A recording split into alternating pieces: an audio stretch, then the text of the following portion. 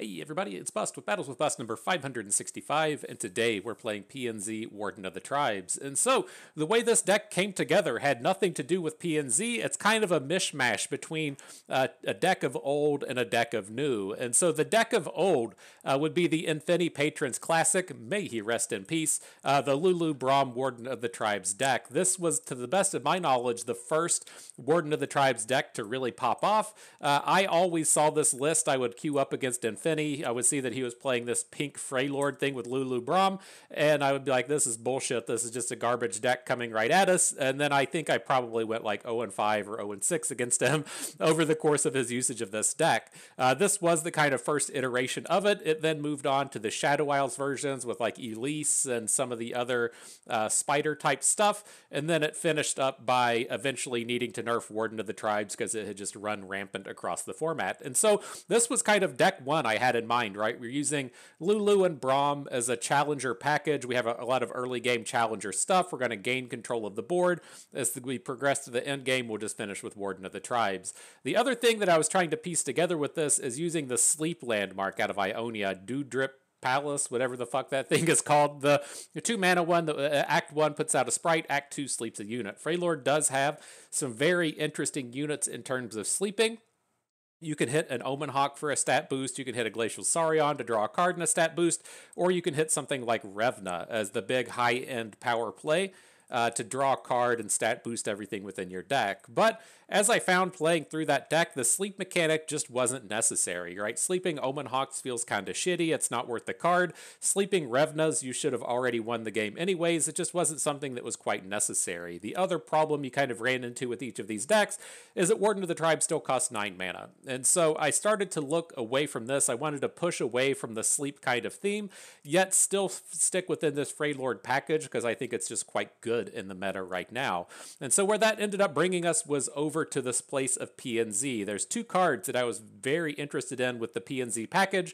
Number one is our singular copy of the Darken Harp. It just works fantastically with all of the challenger-based units that we have in here, whether or not that's Braum, the Rhymefang Wolf, or the Scholarly Pioneer. I'm quite happy with the usage of the Darken Harp within this meta, and it does give you access to the Darken unit, which you may actually end up using with Warden of the Tribes. But the big one I was actually interested in coming into PNZ for is the Candlelit Prayer. Surprise, surprise, it is another story. And what you tend to run into as being problematic with these Freylord-based stat bonus style of decks is you can draw your deck in the wrong order, right? What we're going to end up doing in every game is we're going to start out the early game wanting to draw Omen Hawk, Snow Dog, and Ancient Yeti. Those are the actual cards we want in the early game. Everything else will get shuffled away. And so if we do say find a hand that has an Omen Hawk in it, great, but then what if it also contains Warden of the Tribes? That's just a dead card until turn 9, and so it gives us a great way to just get that Warden of the Tribes out of our hand and to help us find something useful, while also acting as kind of a ramp card, so where if we redraw that Warden of the Tribes, it's going to be cheaper, be much more effective, and come down before the game is effectively over. Same thing applies towards the mid and late game. You know, say it's turn 6 of the game, and we draw an Omen Hawk. That's typically not particularly spectacular. The Candlelit Prayer does give us a way to cycle that Omen Hawk away, hopefully find something a little bit more relevant in terms of mana cost for that mid-game. And so that's the kind of main idea as to why we're moving over into PNZ. You do get some useful cards on the side. We get Teemo as a Yordle, the prototype Poro is just a physical Poro, Anura and Froop is kind of another ramp element, and then the Niandroid filling in the cat space a little bit. And so it is a interesting collection of cards that we get to add in. I do like this small elusive package in this format, given the prevalence of all of the ephemeral stacks, and so I think it's an interesting time to be out there battling with those. But at the end of the day, the kind of core idea of the deck is we want to be down early with the challengers, getting board control with our bonus stats, and then stalling until we can get Warden of the Tribes up and online. And so, that's it. That's what we're doing battle with today. Let's get the orange ramp deck out there into the queue. See if we can't have ourselves a fun game or two. It's always fun when you play Warden of the Tribes, you know? And so I think he is kind of interesting in this format, right? He's clearly not good against the Ephemerals decks of the day. He's just too slow to come down against them, but he is spectacularly strong against all of the Elder Dragon decks and all of the Nora decks of the day. And so it's kind of an interesting place having him in this format, since you can realistically just get good draws with it and put him down. And so I'm not certain if we would rather just be out here playing Nora and getting access to a lot of the big overwhelming kind of bros, or taking something this way, but I think we're reasonably happy with this. The fuck was that dragon? Elder Dragon, Morgana, Aurelion, Soul. Okay, I guess that makes sense. I caught the two dragons in the picture, and it was like, all right, I could figure out what one is, but what's the other one? Big ramp style out here. Good stuff. And so we did get to kick off with a Teemo. We didn't take that hard mulligan, as I had mentioned earlier, since I think Teemo is going to be pretty decent in this match. There's a good chance that he's going to end up dealing 6 or 7 damage on his own, since the opposing deck tends to not have a ton of removal. They can play, I don't know, Starfire or whatever that dumb card is called, but at the end of the day, I feel like Teemo is going to be fairly safe. Alright, now we can use our Blessed Breath on the Warden of the Tribes. The combos hitting on game 1. That's what it's all about.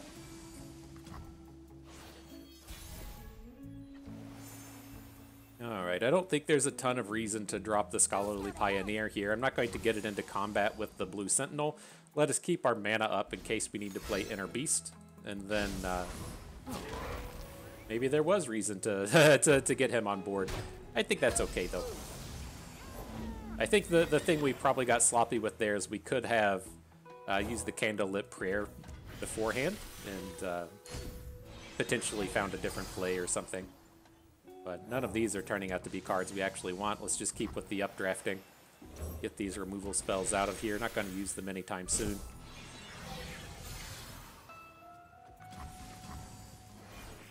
So look at this, Aurelion Soul. We can play a touch of a value game. I got a little bit of that in me.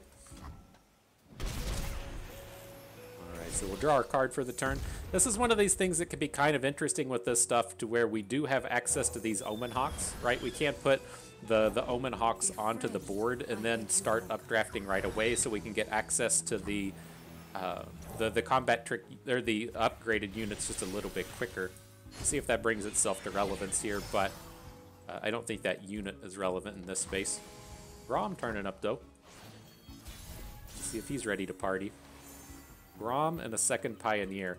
All right, well, I think we'll just get those on board next turn. Like, we're pretty lacking in terms of how our mana's going to work, and so we'll get the Saurion down. And then we can look to just be a little bit more on curve in these later turns.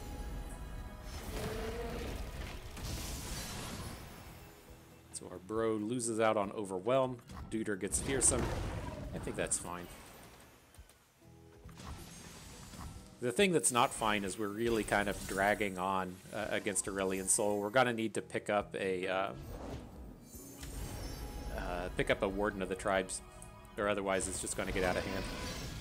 But right, we can at least still go toe-to-toe against a lot of these units. I think Braum will likely be a shutdown against this guy's turn. Let's see.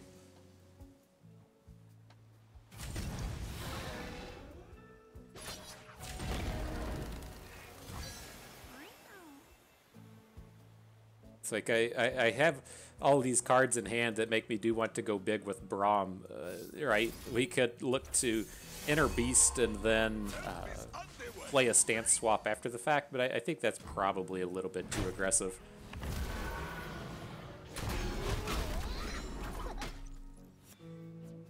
I just worry ultimately about Braum getting sunbursted, and that's going to kind of ruin our day.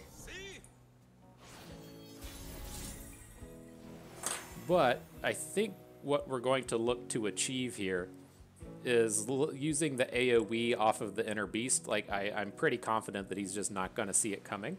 And so what we'll look to do is take a Braum hook into this Horned Swarm Collar, and then just deal 1 damage to everything. I guess we could kind of preemptively deal the damage just to get the Enraged Fire Spitter off of the board.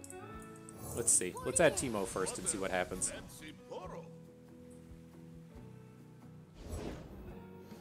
That shit's annoying. This is since our triumphant return to the space of Legends of Runeterra. This quicksand dragon has been one of the most annoying fucking things in the game.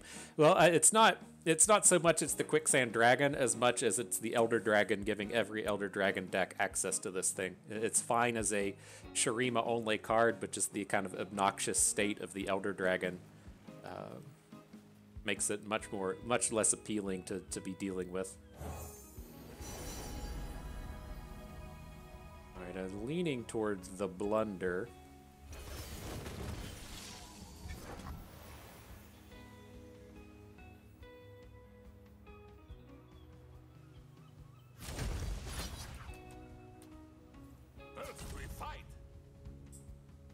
I think that's where we stop. He's just going to take the 1 damage from Braum. There's no reason to try and stop it.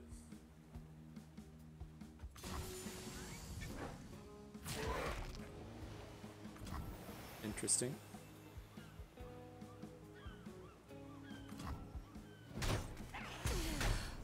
So the why we call that as interesting now is we can just flip our Braum this turn. Right, we could basically spend the Inner Beast to kill the Fire Spitter, kill the Blue Sentinel, and get Braum to flip. I think I'm okay with it. It doesn't strike me as horrible. I do need to remember that Braum doesn't have Regenerate. That's going to be a bit of a pain point here, but...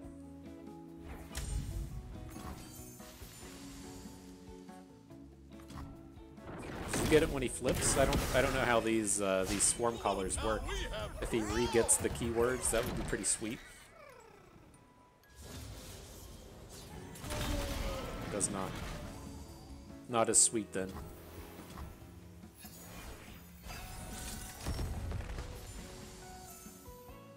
Right, I guess we're gonna get a Naka on the board. We really just need to find a Warden of the Tribes. I feel like we'll be in pretty decent shape if we do.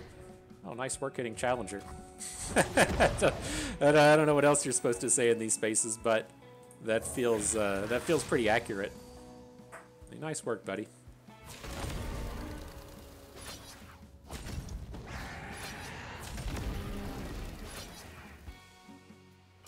We gotta get these dragons off of the board. Interesting. He leaves all of our good units at home. I appreciate that.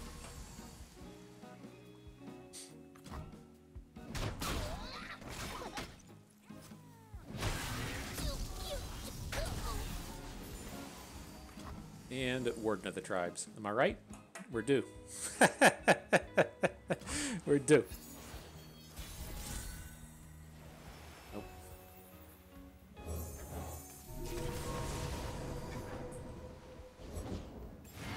And Eddie comes down. Sure. Alright. GG. That's tough. Like, I'm not certain in these spaces. Like, it seems to, you know, make sense that we should be cycling away our Warden of the Tribes, but maybe it's just good enough against the Elder Dragon, like the Elder Dragon Aurelion Soul kind of matches, that we just hang on to it anyways. You can cycle away a second one if that's what it comes down to. So I feel like at any point we could have just played Elder Dragon and snatched that, or played the whatchamacallit, play the Warden of the Tribes and just taken that game away.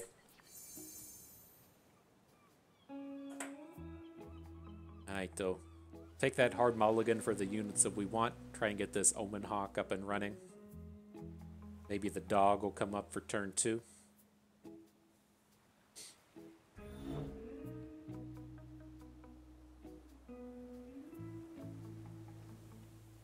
Breaker of cheeks. I wonder what that means. What's a cheek breaker?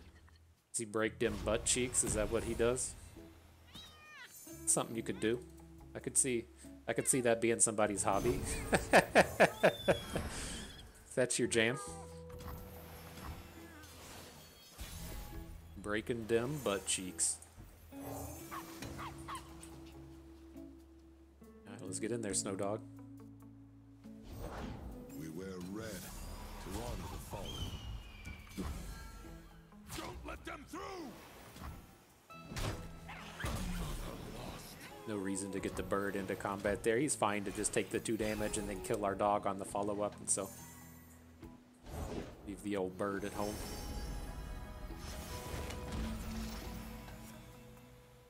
That is slightly annoying. I wanted to get Anura and Fruip on the board, so next turn we could look to play the Combat Cook and the Snow Dog. I think it's okay still just to pass. Like, this isn't a horrible pass for him. Like, we're definitely not a deck that wants to take in a 3-bank, but I think this is nice now. Croakers and crawlers, I study them all, Lurs. Seems nice. Start getting those discounts.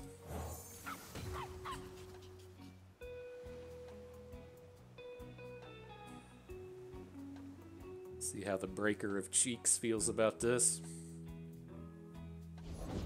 I best dragons. You can't frighten me. Alright, Combat Cook, what you got? Upcycled Rake's good against this board.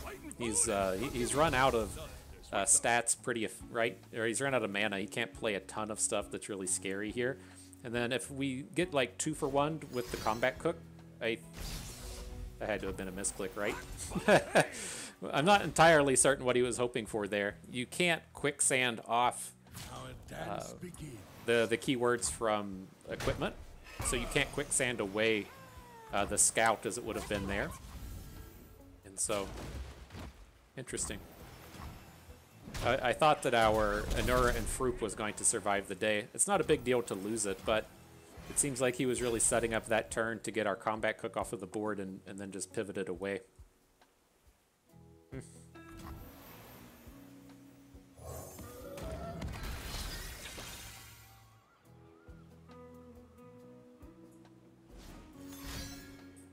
Sure. These seems like fairly ineffective uses of his spells. We'll just send. Like, I don't know. That was a interesting game. All right, though, on to the next one. Does at least give you a bit of viewing as to how the Elder Dragon Morgana matchups can kind of go.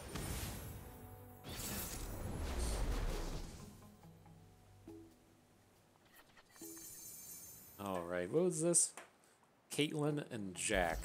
We'll just take our standard mulligan here. Looking for Omen Hawks, looking for dogs, looking for ancient Yetis.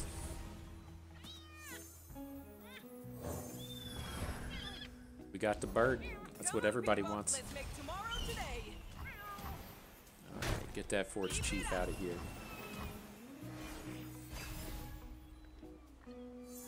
Oh, the Warden of the Tribes.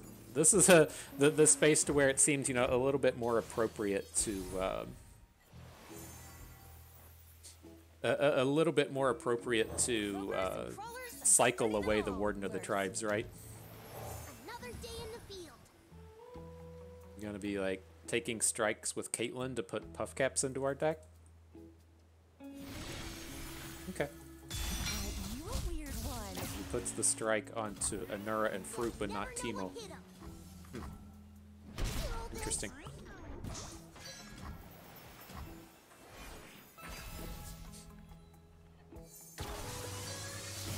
Of course. Why not? Why not? So you get the 1 in 8 opportunity to hit the flashbang trap immediately, and then you also just get the 50-50 to hit the unit. It's a lottery ticket day.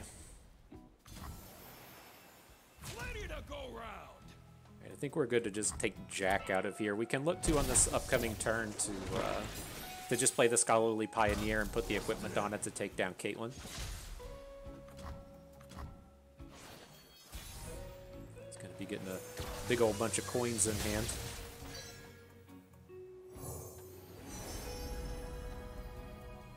We'll just take the heal. I'm not quite certain the angle to be taking in this spot. We don't want to blow up the landmark, and I don't think... Well, it's not to say he's not going to play more landmarks, but it's not super likely to happen. So I just kind of want to push away from that. Interesting. Knew all these cards were available, just kind of freely gave us Jack. If this gets a combat trick or something, I'm okay with it. Alright, rip Teemo. We could have protected him with our heal, but we're not, at the end of the day, we're not a Teemo deck, which is, I think, important to take note of. Let's just protect the Pioneer from here. We can take the hit from Caitlyn, it's not a big deal.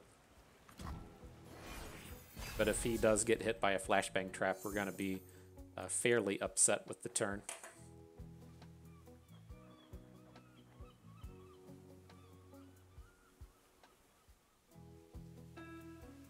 So many wardens.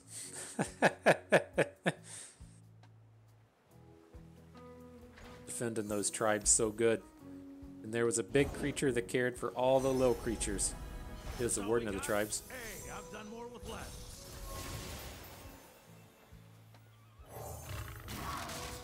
Had loggerheads, eh? We have to block this guy if he comes in with it. I'll take whatever spell it is. Right, if he's got another spell to deal the point of damage, I think that's okay.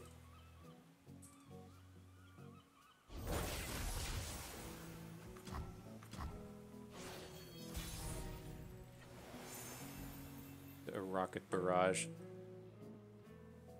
It's tough for it to be effective here. Kind of leaning towards just blasting for damage. Right, we can hook the tentacle and then come in for 7 because Caitlyn can't block. I think that's okay. I mean, we just need this game to progress, right? We need it to push on a little bit further. And then once we're dropping wardens, everything's gonna be fine. Let's get the rally out of this turn. Got a billion coins in hand. Cleared the way for you, Bull. Very kind of you. Now let's crack some skulls.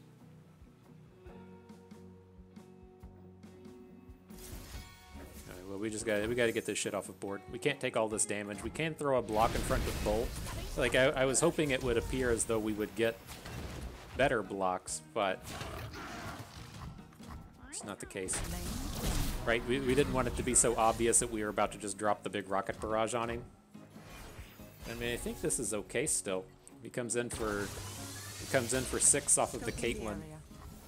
We still have a fairly healthy life total. Exalt me like the god I am. Yow! Fuck is this thing? When you refill mana, create a fleeting random follower card in hand or something. Okay, sure. I'm just going to add in the Porobot. I'm looking to put the amulet on the Porobot.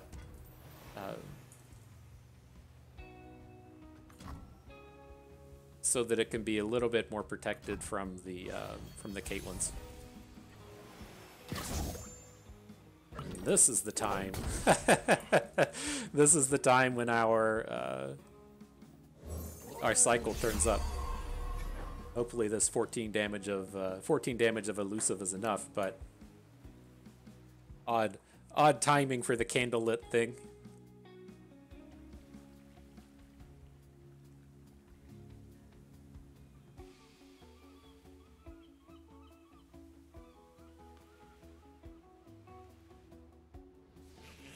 Rip. That's what the Warden of the Tribes does, my dudes. That's gotta feel good though, right? We drew all 3 Warden of the Tribes before turn 9 and we're still able to take down the game. It's not bad.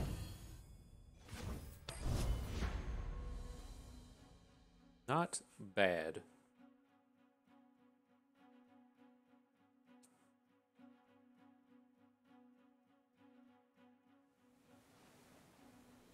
I have been looking for ways to use that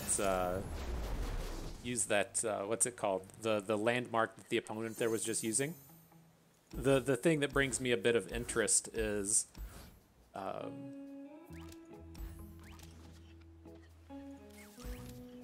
making it as a way to use Swain, right? Swain has been struggling for a way to get his non-combat damage in at this point, and using the that strike thing seems like a reasonable way to do it. I've been kind of tinkering around with Alawi Swain because that seems like it's something that may have a little bit of potential, but it's still in the cookbook. It's still in the brew lab. We'll see if we bring that one up. It's a deck that strikes me as being fairly weak against all the ephemerals that are running around. So here I'm just going to go ahead and get rid of the dog. We're up against Aphelios Vi, and so I kind of feel like we'll want to have Rocket Barrage for as soon as Aphelios turns up. And just having the crappy little Challenger doesn't strike me as good here. Now with this, I guess we'll get rid of the Glacial Saurion. He seems pretty decent. I want to get rid of something here, though. Right, because we're just going to play Teemo Snowdog and then open next turn. That's rough. Maybe it's like maybe we just don't even care about Aphelios at this point.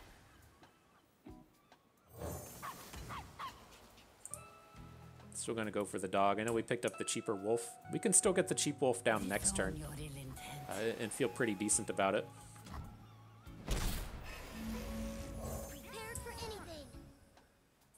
Right, now that he's only 2 mana, we can play the 2 mana wolf along with the Sky Splitter. Rip Teemo. I think it all still plays out nicely.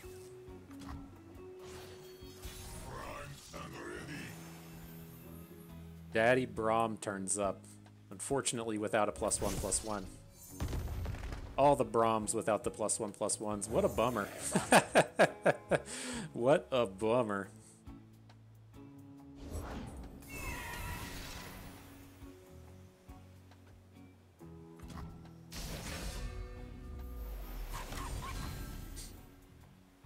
Alright, well, we still have a decent attack with the dog. You assume the dog's got to get blocked, and we can still build to this Rocket Barrage. The place where we'll end up getting them, you know, the way we'll come out and really zing them is when we have Braum on board, and then we're able to use his flip spell. No, literally nobody ever plays around Braum's flip spell, and so with access to it on both the Snow Dog and potentially Braum, I think it'll be okay.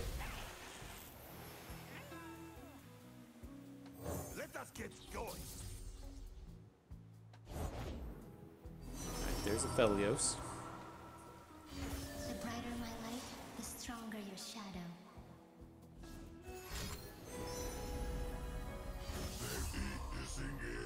The stun on the dog.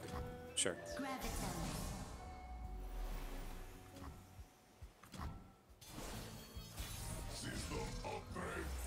Alright, well, let's try and answer Aphelios before he gets another spell. He can still get moon weapons out of the turn, but this should make it at least a little bit more challenging. Take a little bit more effort, you know?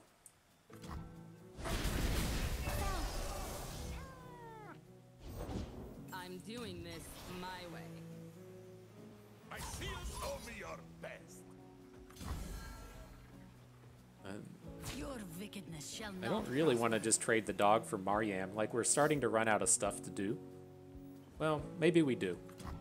Maybe we do. I was gonna say, we can let that happen and then just play Take Heart onto Braum himself.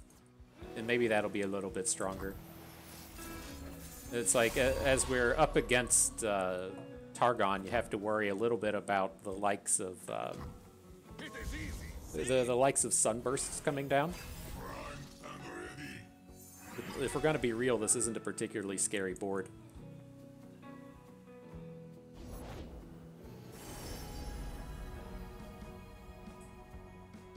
Big Daddy Saurion turning back up as well.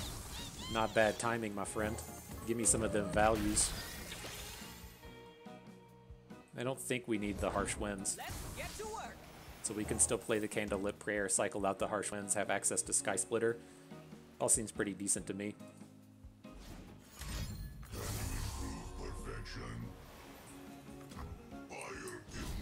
Gonna use the Vi to take down our wolf, but whatevs, you know. That's who we want to see.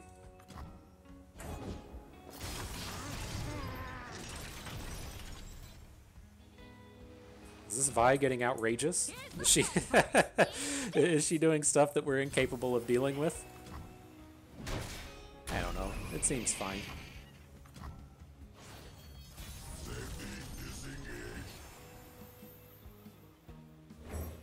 We'll ship out the Omen Hawk. It's just lacking in stats at this point. Looking to get rid of Gnar as well.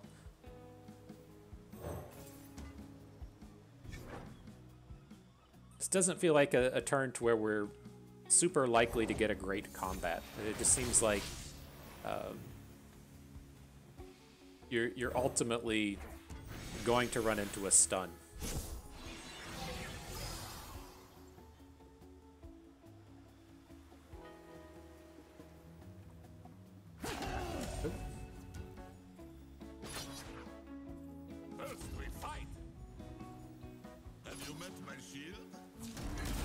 Looking at something like this, just clear out the board a little bit, try and get this dum-dum away, and then if he really wants to put Vi in front of the Saurion, I think that's okay. Need clearance, pal.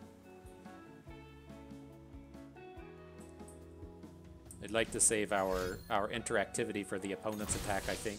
Yeah, stuns aren't surprising.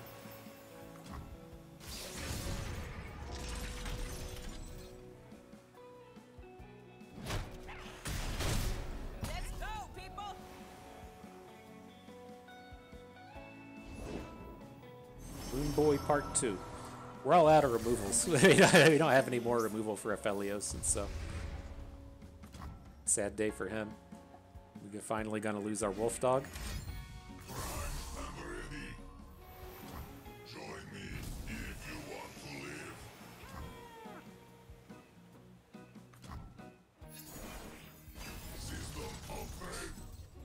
See how quick he comes at us. If he doesn't open, we can draw the card off the Candlelit Prayer and then drop Warden of the Tribes.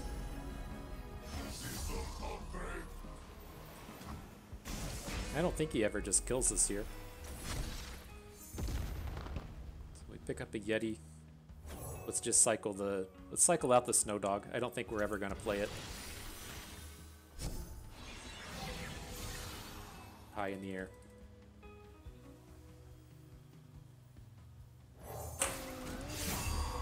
Alright, stats.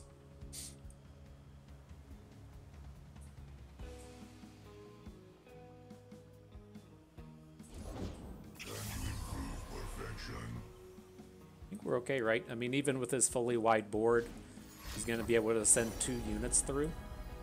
Like, I guess you can try and do some shenanigans here, but I think that we're okay. Justice firsthand. Trouble coming at ya.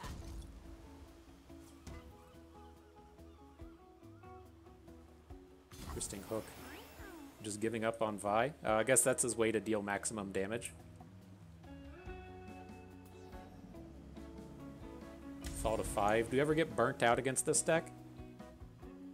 I don't know.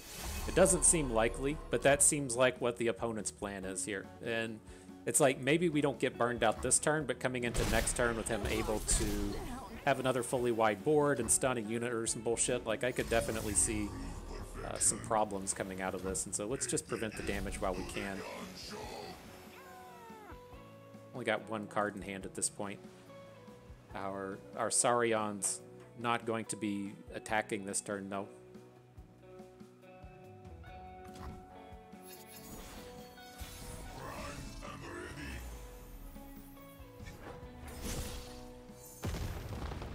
And a second Warden, I guess. I mean, we have 2 options for the turn, right? I mean, is it safer to just I think it's safer just to go this way, right? I'm gonna take the Pioneer. We're gonna take the heal. I'm gonna use the Pioneer to hook the Ballistic Bot. I'm gonna use Braum to hook Aphelios, and then we're going to look to just get in with overwhelm damage.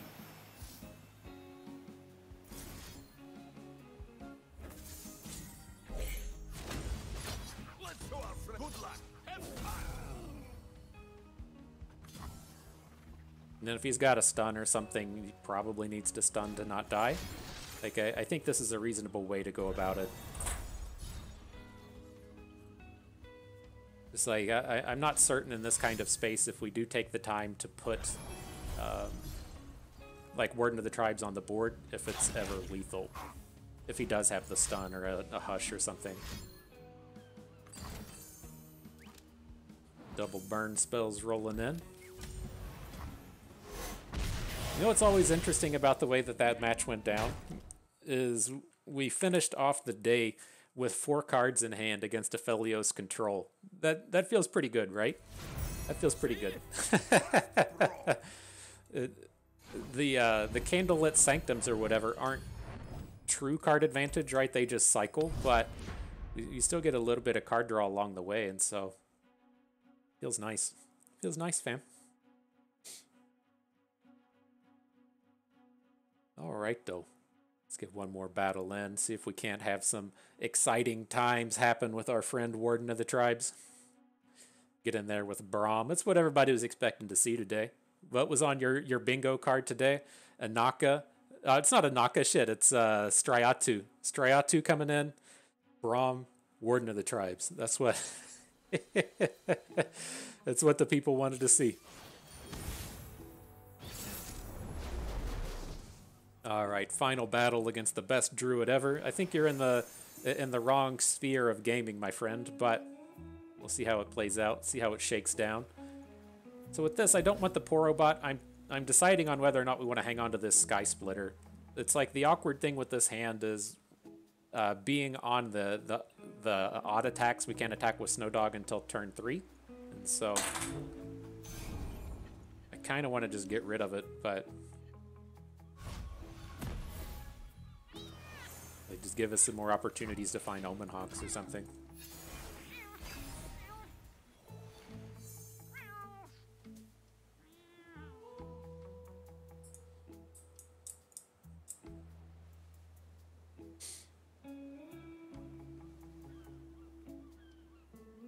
It's just the curve you tend to see out of these decks involves loyal Badger Bears on turn 3, and so it really limits what we're able to do from that point forward.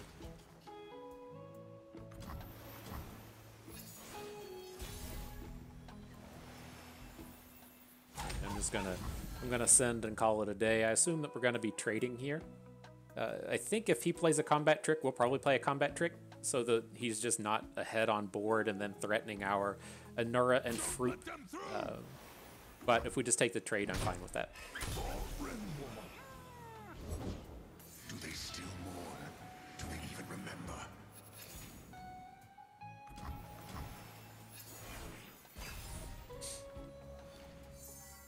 Aren't you a weird one? Sure.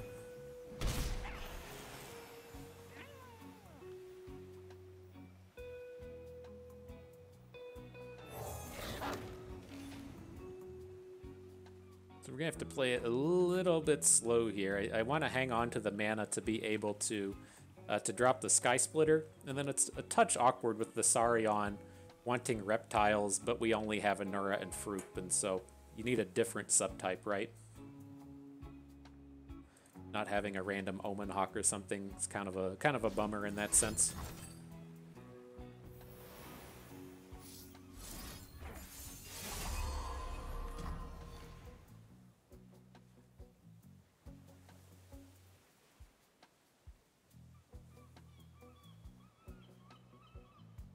So weird if you're thinking back to the, oh man, we're just getting an ass load of spells out of this. Okay. If you're thinking back to the Infinity Patrons version of this, getting to play with Troll Chants and using Troll Chants with Rhymefang Wolves is kind of interesting. Miss out on that being a thing a little bit, but would have been nice to be able to do. And interesting, are we just going to zing him with the Darken Harp? That's what's about to happen, right? He's at 5 mana, so we can't play any serious dragons this turn. And I think we can play the Ancient Yeti, and then he's going to play on curve, and then we're just going to smash with the Darken Harp. This is another card. I've been very interested in getting into this format. I really liked a Vayne Fiora deck that I played a few times across the channel, and I'm wanting to get the Darken Harp back out here. We'll see if it's ever a thing. Dragon blood, Demacian heart.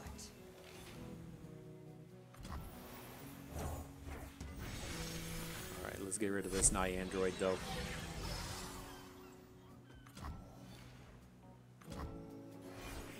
I guess it makes sense to be a little bit scared of the Rhymefang Wolf, right? He doesn't entirely know what we're playing, so it shouldn't be like super apparent that we don't have Frostbites in our hand, right?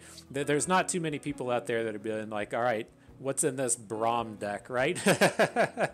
What does his removal suite look like? He doesn't know that our Frostbite suite is only the 2 copies of Harsh Winds, but I could see definitely not wanting to lose your Shyvana there. Suffer my fury.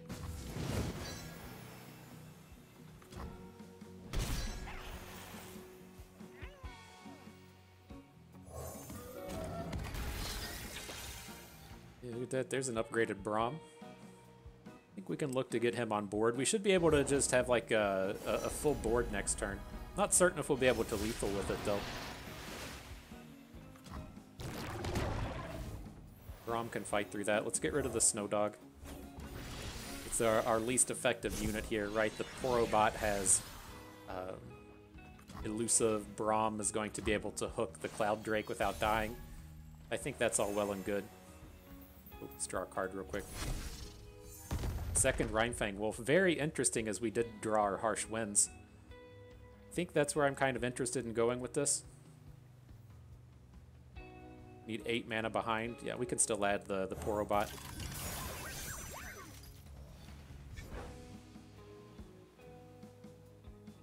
I guess the other thing to kind of take consideration of here is, well, he's going to add another unit. I was going to say there is a world to where we just get to hook all of his units out of combat and kill with the damage on board, like we have right now. Ooh, this is many dangers. Right, because we're just swinging with lethal. Now he's going to have to try and play a bunch of single combat kind of stuff. That's a dangerous way to go about it. So now we're just going to lethal with our guys, right? He's going to play single combats and shit, and regardless of the dog hooks. Right, I guess the ultimate safe way to go about that would have been to try and strike down the Porobot and then have a +2/+2 in hand. But there's no way he's getting up to 5 damage now to kill the Ancient Yeti. Strike at their throats. I think we're gonna do it, fam. I think we're gonna get him. See, look at that. Look at that. Bust bringing out the plays. All right, GG, well played. Not a bad set of battles. So many Elder Dragons are up against. It makes the Warden of the Tribes feel kind of nice. But we can pull this up, talk about it a little bit more. And so, again, you know, we hit on a lot of the pieces that this deck is capable of doing. You're looking to get that early game stat boost from the Omen Hawks and from the Snow Dogs, and then you're using the Candlelit Prayers to kind of micromanage the game to get rid of the expensive cards early, get rid of the cheap cards late, and then it also does have those minor tie-ins with the likes of Omen Hawk and the Snow Dog and the Glacial Saurion. And then the last thing you can kind of think about it with is if you pick up one of these 0/6 Braums in hand that's not super useful, you can just updraft him away. And you know, if you're looking for stat boosted units, you can just send away your units that don't have the stat boosts. And so that's very interesting things that the Candlelit Prayer does. Otherwise, you know, I'm fairly happy with the numbers in here. It could probably use another removal spell or some other piece of interactivity, but it starts to be tough in terms of the numbers trying to fit in all of the units and all of the interactivity and this and that. And so I could definitely see a few tweaks here and there. Maybe one Arnura and Froop comes out. Maybe the Niandroid comes out for a different cat of some sort, but at the end of the day, I'm very happy with the kind of idea and concept coming out of this, and I think it plays well into this current meta. And so, good stuff. I had fun with that. I hope you did too, because that is going to do it for us today. So, hope everyone enjoyed the video. Hope you maybe learned a thing or two along the way. You had a good time watching. This is Bust and me. Thank you for being here.